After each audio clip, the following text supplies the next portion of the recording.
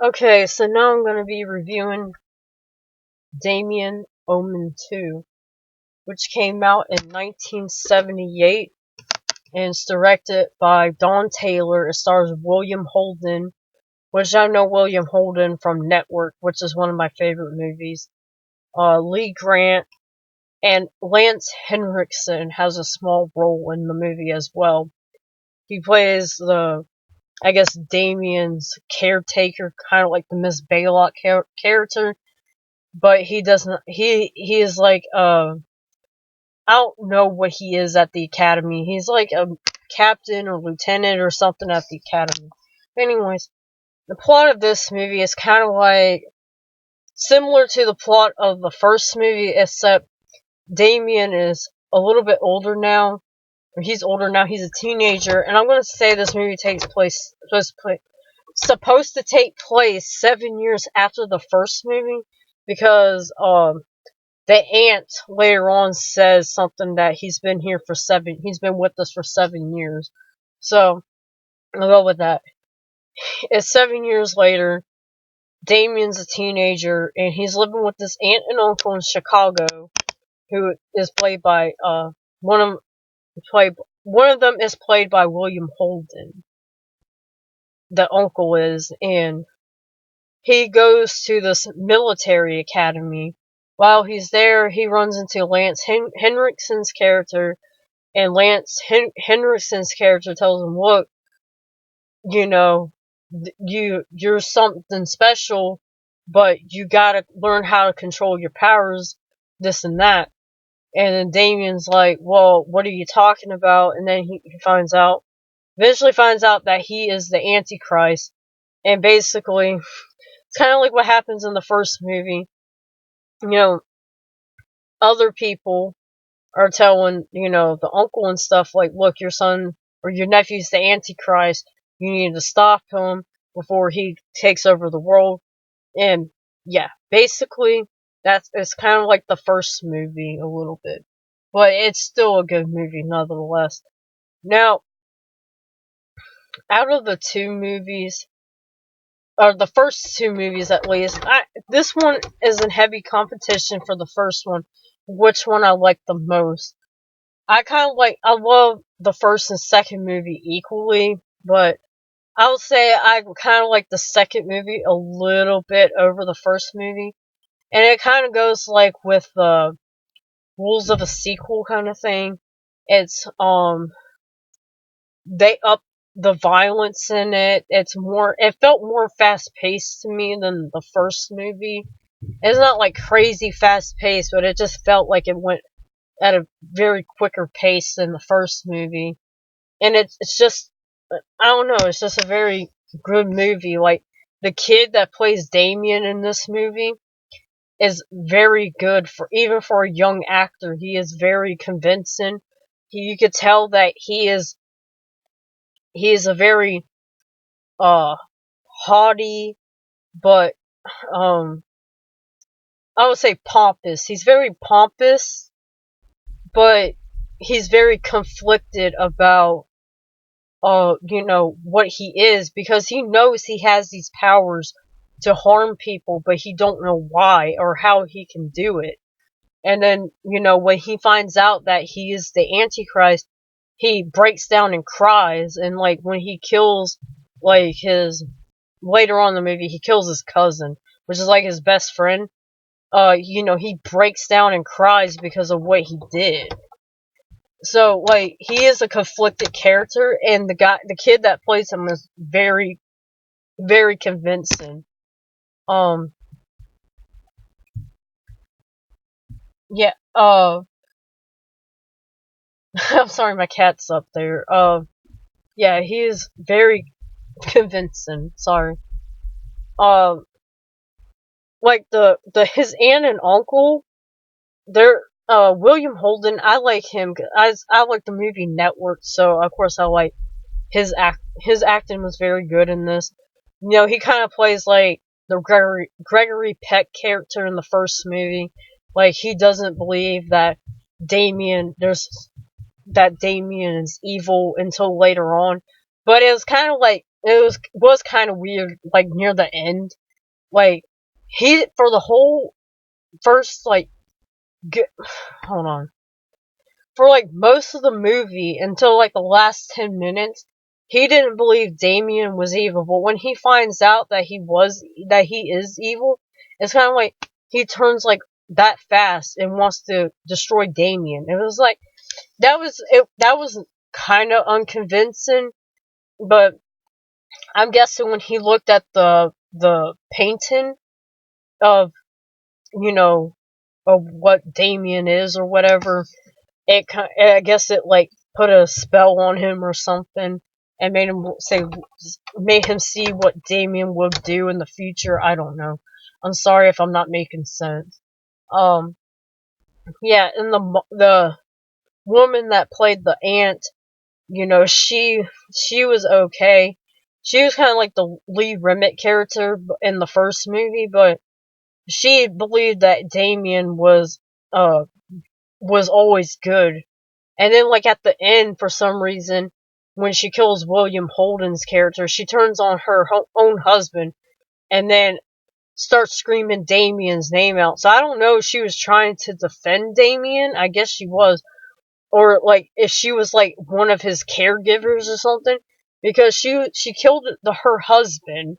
And then she just goes, Damien! I'm in here! I'm like, it didn't make sense. But she was pretty good. And then I forgot this lady's name. She's an older lady. She was in Beetlejuice. She played the woman that was in Purgatory. Uh the older lady that was in Purgatory that was like doing the paperwork and stuff. I should have looked up her name, but she plays Marina or Aunt Marine. Oh, no, Aunt Marin, that's it, Aunt Marin. And she was just a fucking bitch, like, for no reason at first. Like, Damien's evil and stuff, but she was just, like, a bitch to him for no reason half the time. And then, like, when she died, it was kind of like, oh my god, thank God she was dead. Because, like, not only did she talk to Damien like trash, but she talked to, like, the whole family like trash, besides her nephew, or grandson Mark or something. I think it's a grandson Mark, who is Damien's cousin. And also, like in the first movie, how they showed like these little black marks in the photos to show like how the people are gonna die. In this movie, every time someone dies, I believe it's a raven that like comes on that I believe it's a raven that every time someone dies, a raven shows up and like witnesses the death scene or has a participation in the death. And like when Aunt Marin died, she had a heart attack or cardiac arrest. I don't know. I think it was a heart attack. There was a raven in the room with her, and I guess, and then in the second death of one of the deaths of a journalist, she gets her eyeballs plucked out by the raven. I believe it's a raven, or it could be a crow, but I think it's a raven. She gets her eyes plucked out, and then she runs out into the road and gets hit by a truck. And you see, like, you can tell it's a dummy because like it hits her, and then she flies up and like hits the top because it's a semi truck, and hits like the trailer in the back, and you can tell it's a dummy. But like, I was like, damn, like the deaths are like very like over the top in this movie. It's kind of comical watching it now, but back in the 70s, it probably was pretty shocking to them. And then like there's another scene where a doctor gets cut in half in the elevator. Like the elevator, like the line pops on the elevator and it starts going down like really fast, and then like another line breaks because the guy like falls and is laying on the floor, and then another line breaks and falls down and cuts the dude in half from the waist down, like his torso from his, separates his torso from his legs. And I'm just like, damn, like they really did like go over the top with the death scenes.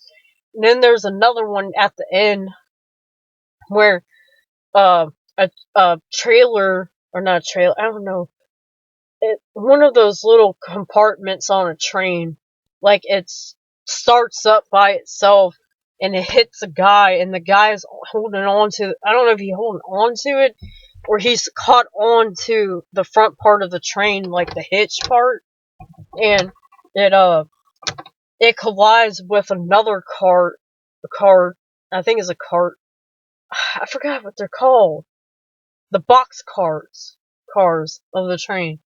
It collides with another one and it smashes the guy together and kills him. And I was just like, damn, like they went crazy in this movie. I mean, it's not like something out of Saw or anything like that, but it was just like for a movie from the 70s, that was probably like what the fuck like kind of thing.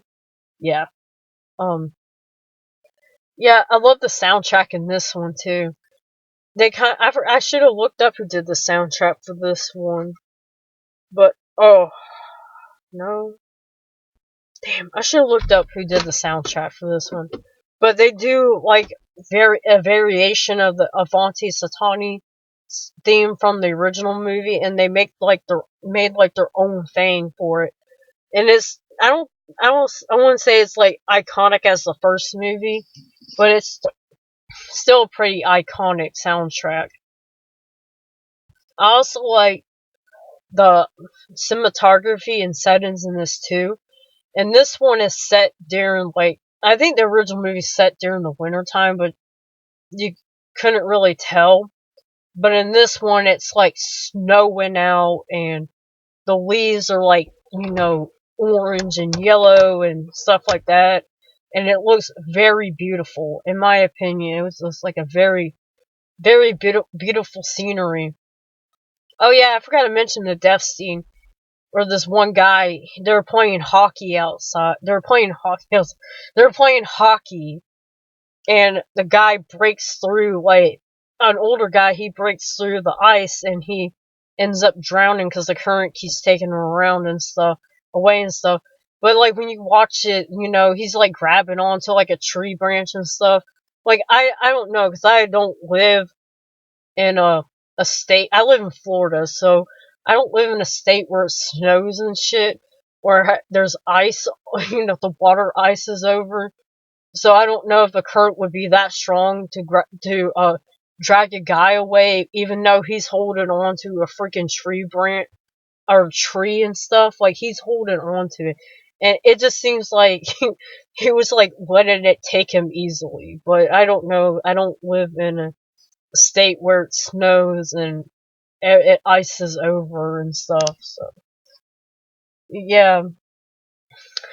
Anyways, yeah, I like the scenes with the snow and the forest and all that. It's just very breathtaking and amazing. I like a lot of movies that are set like in the snow or in wooded areas and stuff. And one of my favorite movies is Let the Right One In, and that's what this movie kind of reminded me of, like the scenery and stuff, and especially like with the ice hockey scene or the hockey scene. That was like it just made me want to watch Let the Right One In again. But yeah, the scenery. Uh, Also, I don't know. This is like one of the few horror movies too that's set at a military academy. The other one I could think of right now is Child's Play 3. So it was pretty cool to see, like, it's a horror movie set somewhere else.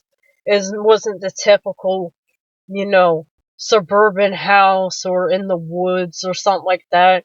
It was like most of it took place at a military academy, which I thought was, like pretty interesting.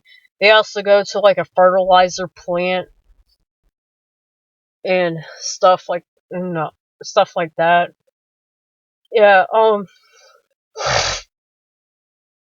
don't know really what else more to say about this movie.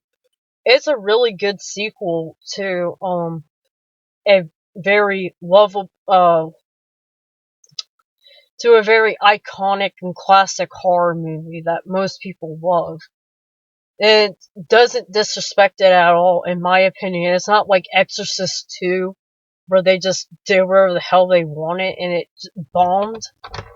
This movie I felt was it's kind of like a rehash of the first movie, but it does further the story along better. So Damien now knows that he is the Antichrist, and it makes you want to know, like, wow, what's going to happen in the next movie? Yeah.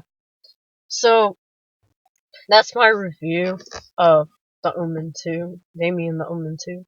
Oh yeah, hold on, I forgot to mention that the song Number of the Beast by Iron Maiden is actually partly inspired by this movie.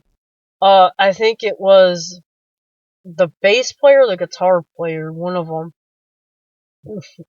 They had a nightmare after they watched The Omen 2, and it inspired him to write the song, The Number of the Beast. It's also partly inspired by a poem too. But I think most people would know that by now, especially if you like metal or, Iron Maiden or metal music. But anyways, yeah, that is my review of Damien the Omen 2.